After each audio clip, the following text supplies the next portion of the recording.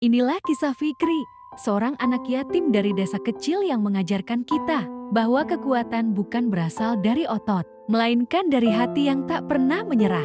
Fikri baru berusia 7 tahun saat ayahnya meninggal dunia. Kecelakaan kerja di proyek bangunan merenggut sosok pelindung keluarga. Sejak saat itu, ibunya, Bu Siti, mengambil semua peran.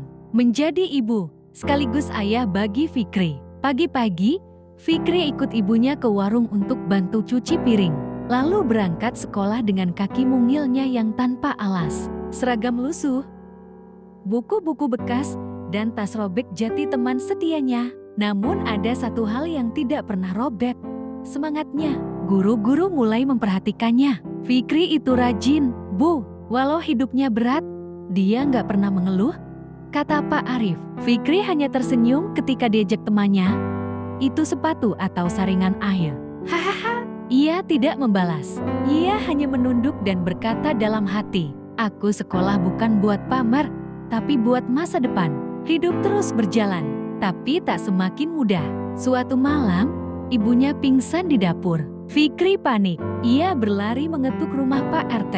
Ternyata, Bu Siti mengidap gagal ginjal. Harus rutin cuci darah.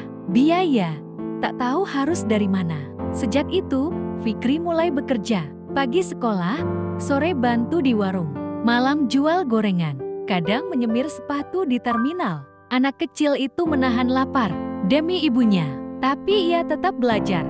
Di bawah lampu jalan, dengan buku bekas dan pensil setengah patah, ia pernah berkata pada gurunya, kalau saya kuat, ibu juga jadi semangat. Saya nggak mau ibu merasa sendiri. Suatu hari, seorang mahasiswa lewat dan melihat Fikri menyemir sepatu sambil membaca buku.